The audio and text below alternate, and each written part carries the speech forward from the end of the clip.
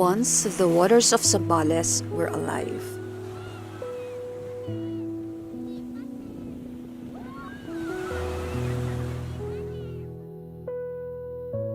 A gorgeous landscape, charming tourists,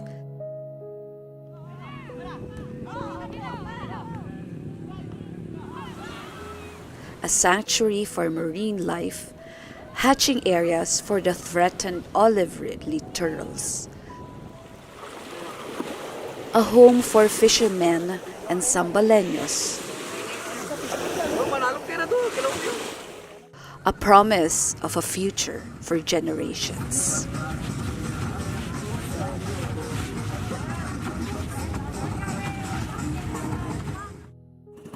The waters of Zambales support 500,000 Zambaleños who thrive in fishing, farming, tourism, and the hospitality industry. But as these industries struggle, mining and quarrying thrive, growing at 40%, while the people feel the stark difference.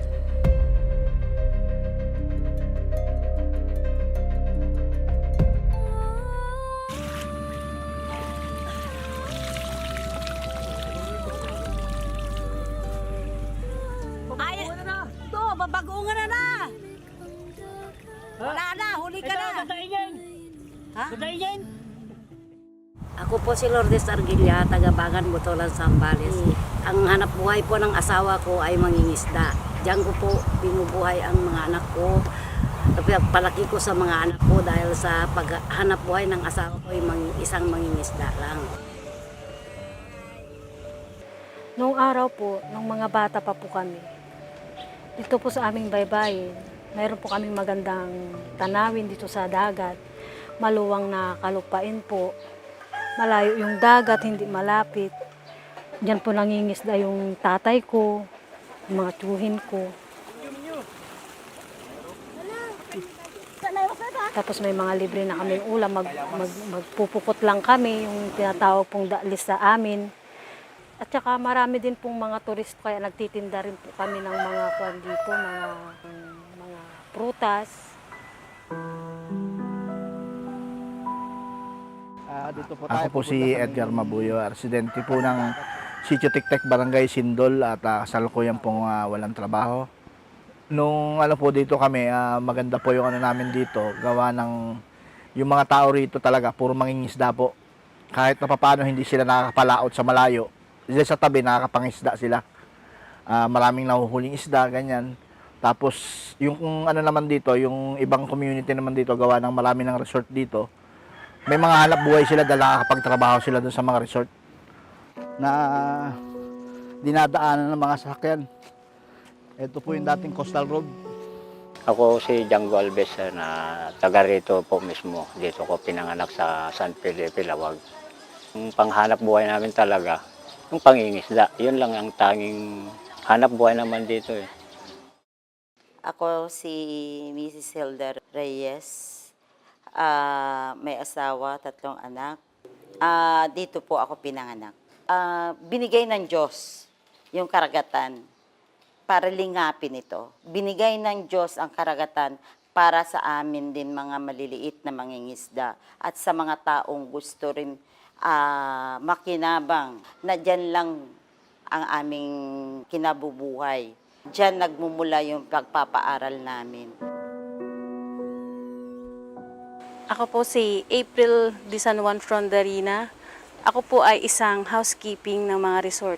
On call po. Tapos nagbi-business po kami dito ng yung mga pagkain, merienda. Ito rin po kami nagtatrabaho sa mismong sitio namin. Hindi po kami lumilipat sa ibang bayan para magtrabaho. Mula kapag-decide kami na magtayo ng resort dito kasi nagusto namin lugar. Unang-una yung buhangin, napakapino. Walang seaweed sa dagat, tas ang haba ng beach. Tapos maraming puno. Ayan. Tapos ano na siya, established na siya as tourism spot na mga beach goers. Kaya yun ang nabigay sa amin inspiration. Oh, what if tingnan natin kung kaya natin. kasi po noon, talagang na-fall in love ako. Kasi nga, it's very peaceful, malawak ang dagat, walang masyadong katao-tao. Nakikita mo lang yung mga mangingisda sa gilid ng baybay.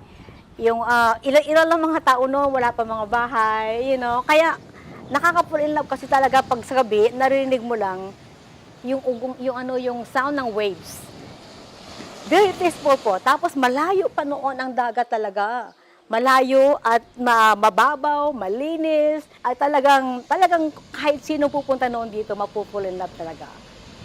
So after that nga, after so many years, yung nga, nakapera ako, nakakuha ko na retirement money, binil ko na dito ko, pinatayo yung bahay ko, para may uuwian kami all the time, may tutuloyan kami. At base sa datos namin, mataas yung diversity sa mga ilog na ito. No, lalo na sa mga ilog ng San Felipe, San Narciso, no, na aming napuntahan. Meron kaming ginamit na reference site. Ito yung, kumbaga, pinaka-pristine, no, relatively pristine sa area na may kukumpara namin dito naman sa mga sites ng malapit sa agricultural o kaya naman sa residential at forested areas, no, sa mga ilog ng San Felipe at San Narciso. At hindi nalalayo yung biodiversity na nakita namin dito. Ibig sabihin, sa kasalukuyang human activities na na-identify natin sa Zambales, may nakikita tayong importanteng halaga at datos, particularly sa biodiversity. Mataas pa.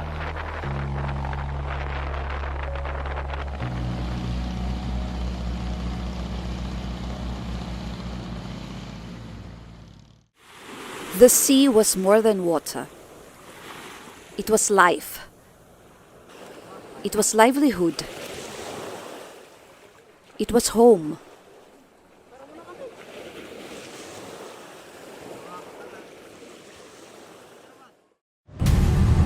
Then they came, the Chinese dredging vessels. With their massive machines, they scraped the seabed, scooping sand and life itself from beneath the waves. Wala pa naman sir na sinabi noon, basta bigla na lang dumating yung ganyan, yung dredging na lang. Nung una, nung 2023 yata, ayun, paisa-isa pa lang buwan ng November, isa. Pagdating ng December, ganun paisa-isa. Pagdating ng nakalipas na taon, 2024, yan na, January. Patatlo-tatlo pa lang nung dumabot ng February, March, ayan na, 15 na. 15, tapos ang naka-permit lang pala, 3. Napakarami po. Mula po yan dito sa may lampas, etong kinaano natin, lampas po ng konti, 1, 2, 3. Sunod-sunod po yan. Kasi ang sabi kasi nila noon, ang dinidredging lang nila yung Mount of River ng Maloma. Pero hindi, sunod-sunod, ang lalaki ng bisel talaga. Kaya yung tao dito, yung maraming mga mag-aaral dito na hindi makatulog, yung may mga edad ng mga matatanda, talaga nai-stress. Dahil medyo malayo na yung bahay ko. Talagang mag-CR ka, yumayanig ka sa loob ng CR eh. Talagang maano mo yung dagundong nung makina ng barko. Kako, para tayo nasa pier na nakatira na ito. Ako, napakahirap na yata. San Felipe, Zambales. Meron siyang 9 na barko.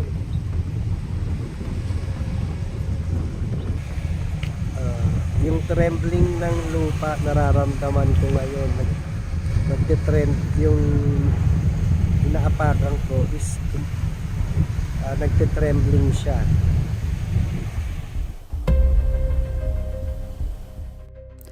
To legalize dredging, the Department of Environment and Natural Resources issued Department Administrative Order 13 in 2019. It aimed to prevent flooding by dredging 3 major rivers. The governor of Zambales had the power to approve or suspend contracts. But did this really help the people?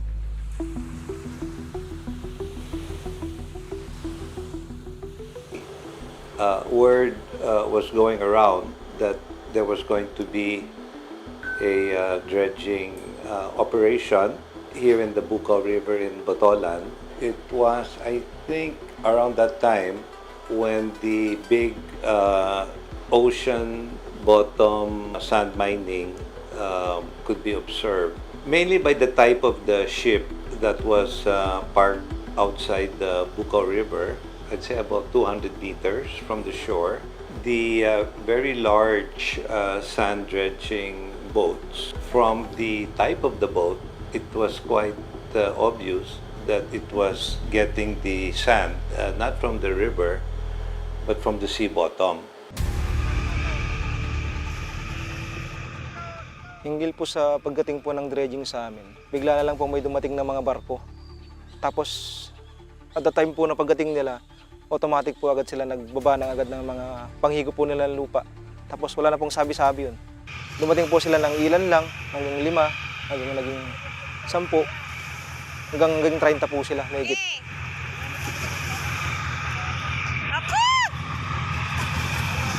Ayan na! Hindi pa ba yan erosion? Oh my God, kinakain na kami!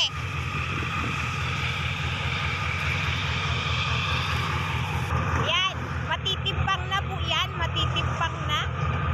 Kasi nga, napakalapit niya sa amin. Ayan na ang sanhi niya. Baka naman magbulag-bulagan ka ba? Oh my God!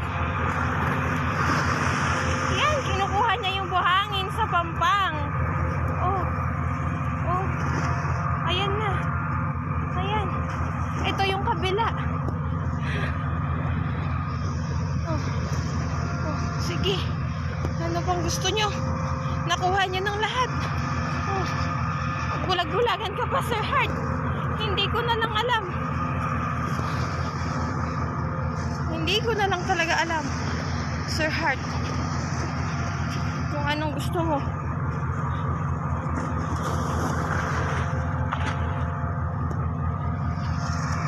Yan, anong oras na to, ha? Nag-ooperate pa.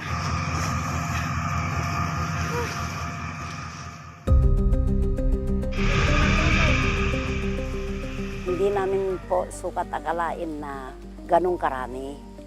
Ngayon po, sa gabi po yun, nang dumating yung mga barko na yun, ay sumisip-sip sila ng lupa dyan sa Bukaw po. Tapos, ang ingay po ng pagsipsip nila ng lupa. Yung ugong po ng kwan ng barko, yun po, hindi po kami nakakatulog sa gabi. Sa ilan buwan po yan na ginagawa nila. Dumating po yung dredging na yan, yung inuubos nila po yung lupa dyan sa sabangan. Kaya po, halos lulubog kami rito. Nung nakita ni Madam Cheryl Deloso, itong sitasyon namin dito sa Bangan, siya po ang nagpagawa itong bato po, nilagyan niya ng harang na bato na malalaki. Kaya naharangan yung tubig na umaakyat dito sa amin. When I hired a geodetic engineer to do an actual measurement, I discovered from his report that 12 meters of beach had disappeared into the ocean because I did a geodetic mapping of the area in 2009. Ang laki ng naging epekto na yung dagat umurong dito. Kasi yung buhangin, pag nakahukay mo yung buhangin, talumalim, yung buhangin dito sa gilid, uurong pa gano'n yan. Kaya bababa dito, maanod lahat yung buhangin. Tsaka yung dati, yung kubo ko dyan sa banda baba, ang layo ng dagat. Ngayon, malapit na siyang makuha. Napansin lang namin na may mga dredging ships nung last year. So, ayun, una nakakatuwa, ang barko malapit. Nung na yung construction, dumadami na yung barko, napapansin namin, tapos nag-operate kami, parami na. Actually, yung lawak ng beach compared last year sa nakita namin versus now, malaki ko diferensya. Kasi dati, may mga puno doon na linya ng pine trees. Doon kami kumakain ng family namin. Tapos, mula doon sa spot na yon, siguro mga 150 meters pa yung shore. Yun yung puno na yun na pinupuwesahan namin dati, nawala na siya. Base sa datos, base sa nakikita nating sa mga nakaraan, no, historical data at sa kasalukuyang data, nagkakaroon ng pagbawas ng pagkakaroon ng erosion, no, or ng area ng coastal areas doon, no. So sa ngayon, makikita natin na ang significant activities na nandoon ay nabanggit nyo nga yung malawakang dredging activities. Mga 7 months pa yata na kami nag-opening, nasira naman na lahat. Everything has to stop. Yung mga nasira lahat yung mga kalsada. Nung una na na-built to, na nag-opening kami, ang ganda-ganda, ang daming mga guests, puno-puno tong resort all the time. Tapos nung nakita naman nila, pumunta sila ng February dito, nakita nila na puro biyak na lahat, na walang maliguan. Kasi nga, naumpisahan na nga yung mga dredging na yun. Siyempre, hinuhukay lahat nila yung dagat, kinukuha lahat nila yung mga buhangin, yung mga black sand sa ilalim ng dagat. Kahit nandiyan sila noon, may mga guests kami pupunta, natatakot talaga sila maliligo yan sa dagat noon. Kaya sabi nila, ano ba yan, lapit-lapit, ang dami kasi nila paano ang dami-dami nila, sabi nga naman, paano pag masaktin daw sila? Takot din sila maligo kasi dahil dami-dami mga barko nang iingay sa gabi, tag-ugong-ugong ng gabi. Ang lapit-lapit talagang sa mismong harapan lang ng bahay. Ang naging epekto po noon sa kabuhayan nung unang-una po sa amin, yung pinagbawalan po kami mangisda sa gilid. Bawal na po mangisda sa gilid kasi nga daw po, maapektuhan daw po yung operation nila at may higop daw po yung mga lambat namin. Pero nung naging may dredging na, marami pang nasiraan ng mga lambat dati dito. Dahil yan nga, kahit nasinyasan mo na silang tatabi, dinadaanan pa rin nila yung mga lambat. Yun, ang daming lambat na nahila ng mga dredging dati.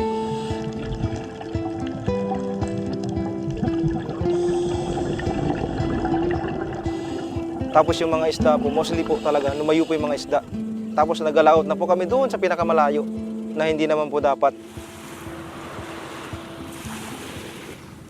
Nung wala pa yung mga dredging na yan, maraming pusit.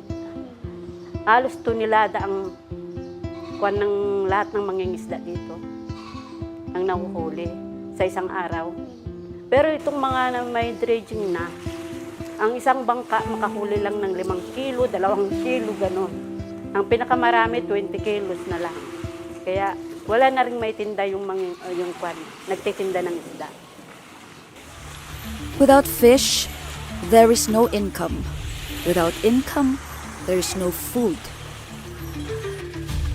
The people of Zambales, fishermen, vendors, resort owners, are left with empty nets and broken dreams.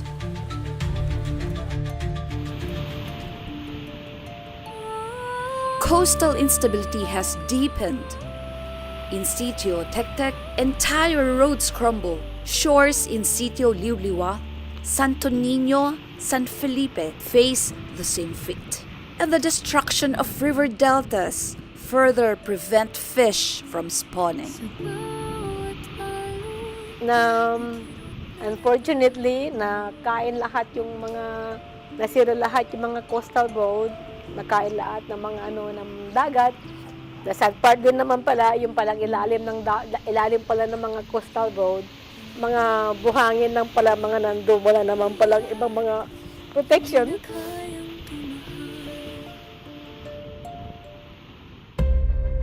ZEN, or the Zambales Ecological Network Incorporated. It's a non-government organization na binubuo ng mga mangingisda, mga resort owners, mga concerned citizens, mga environmentalists dito sa Zambales. Nabuo kami because unang laban namin ay pinaglaban namin yung ilog ng Alusiis. Merong isang grupo na nais magpatayo ng isang pier, private non-commercial piers, dyan sa mouth of the river, Alusiis. At yon ay hindi namin pinayagan, kung kaya't nagprotesta kami. Pare-parehas tayo Pilipino. Dapat kalikasan, protektahan. Hindi Pilipino, ang kapwa sisira ng kalikasan. 28 days kami na tumira sa tabi ng ilog. Nagkampo kami doon sa panahon ng pandemya at dahil sa aming pakikipaglaban para sa kalikasan at sa buhay ng Alusis River, ito ay nanalo kami. Nag-complain kami sa DNR, sa Environment Management Bureau, at pinakinggan naman ang aming hinaing na kailangang i-preserve ang ilog na ito. Marami kaming kampanya ngayon dahil kasalukuyang nagkakaroon ng proyekto ang probinsya ng Zambales. Ang governor ng Zambales na si Hermogenes Edane ay nangunguna sa pagbenta ng buhangin para sa Manila Bay Reclamation. As Zambales suffers, others profit. The stolen sand fuels land reclamation projects elsewhere, built at the expense of Zambales communities. The Philippine Ports Authority reported that from 2022 to mid-2023, 33 vessels extracted over 20 million metric tons of sand from Zambales, fueling reclamation in Manila Bay and beyond. Kaya nga hindi siya tiga rito. Tiga rin sa kabila. Santo Tomas. Hindi siya tiga rito. Saan na rito din? Ikaw, nakikinig tuloy sila sa'yo. Ang dagat po ng Zambales, isang buo lang. Wala po siya. Basta trading po. Sinabi niyo, ayaw niya ng trading. Ayaw niya ng trading. Di ayaw niyo. Parehong may punto. Siyempre, ang sa akin kasi, apektado yung, nababahala ko kasi apektado itong mga kababayan natin. Ito lang yung hanap buhay nila eh. Kasi pag patuloy sila mag-dredge dito, wala na sila mapapagkunan ng hanap buhay. Organize ko. Sino mag-organize? Yun ang mabibigyan ko ng pangano ng talagang. Good, kahit wala po yun, basta sa trading.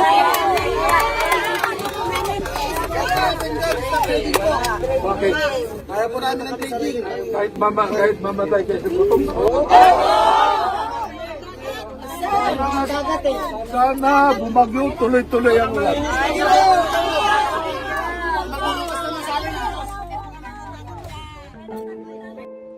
Disappoint din ako sa governor na yan. Yung ginawa, yung sinabi ba naman niya, nang interview siya, kahit na daw mamatay lahat ng mga tao dito. Masama talagang loob ko. Sabi niya ganun, I don't care. Sabi niya ganun na. Kahit na malaman daw kami na dagat, o kahit na mamatay kami lahat dito sa tagtag, wala ito siyang pakialam. That's, hindi niya magagaling yung sa governor, di ba? No? Ayun, kung kanino man pong project to. No. I'm sure meron niyang kontrata with the dredging company. Ano po ba yung nakasaad doon? Well, unang-una, para saan po ba? Bakit ginawa ito? Para saan yan?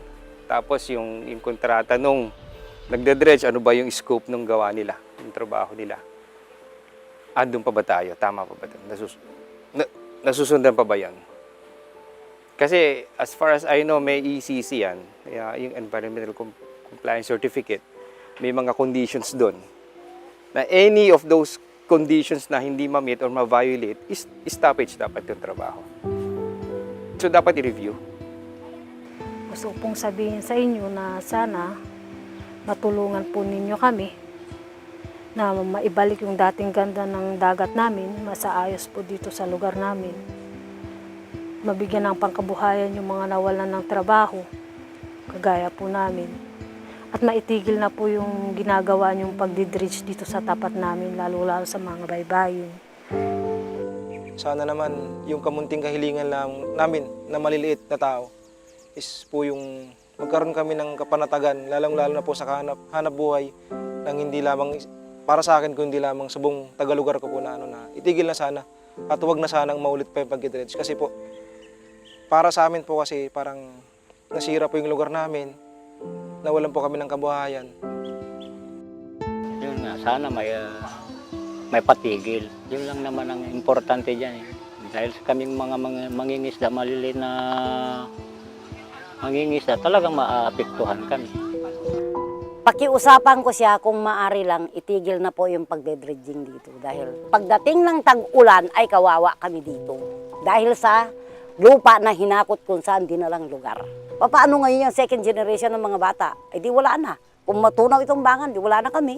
O, paano yung mga bata ngayon?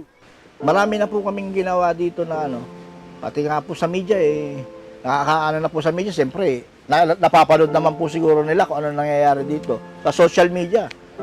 Ilang beses na pong inano ito pero wala rin po talaga. Kailangan po talagang, ang hiling talaga namin, may rehabilitate po talaga itong lugar na ito para po bumalik yung dati namin sigla rito. If you're asking me kung may impact, of course meron. No? Kaya sa una pa lang sinabi ko, may environmental impact assessment. Sa environmental impact assessment na yon, dapat malinaw na nakita nila projection-wise at base sa baseline study mismo nila, gaano kataas at gaano kalala yung kanilang impact doon sa area, sa river mouth, sa seabed, no? Doon sa lugar kung saan ginagawa yung dredging activities. Dredging activities that may seem unsustainable, and if it's indeed unsustainable, malaking ang epekto nito sa biodiversity at ecological integrity ng kahit anong ecosystem, katulad na lamang sa Zambales River Basin. So, yun yung mga nakikita nating danger or risks when it comes to unsustainable, poorly planned and executed river rehabilitation projects.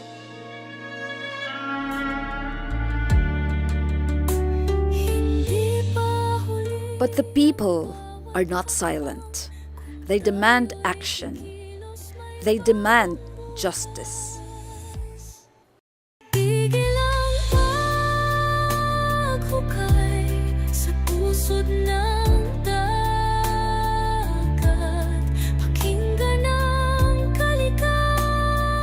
Yan lang po ang yaman namin dahil may hirap kaming tao. Wala po kami ibang yaman. Kung hindi ito lang po ang dagat na ito. Yan ang bibigay buhay sa mga tao rito.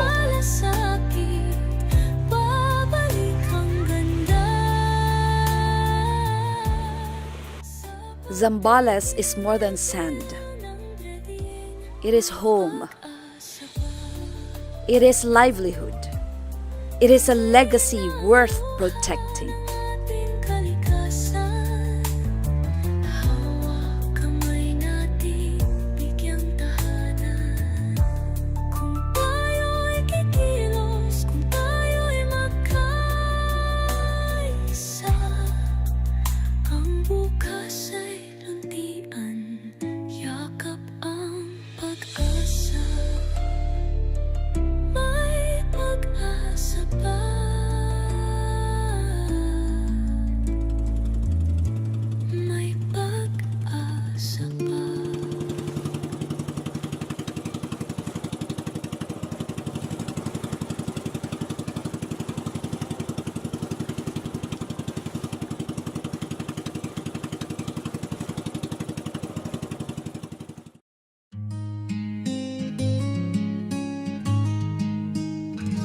Tahimik ang dagat, ngunit may inuusal.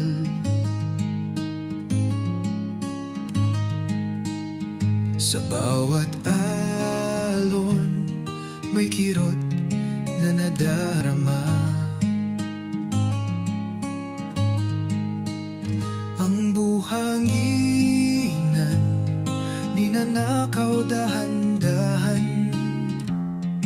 Kalikasang umiyak, hindi na kayang tumahan.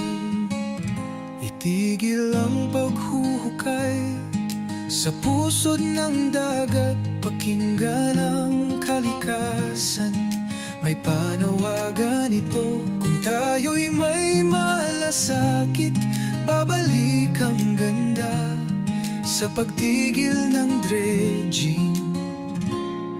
May pag-asa pa. Mga ista'y naglaho, bahura'y pumapanaw, hangin kay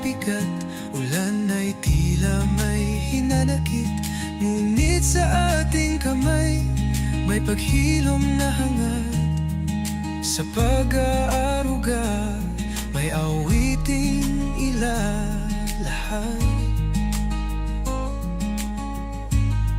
Hindi pa huli ang bawat hakbang, kung tayo'y kikilos, kung tayo'y magkaisa. Ang bukas ay luntian, yakap ang pag-asa. May pag-asa pa, may pag-asa.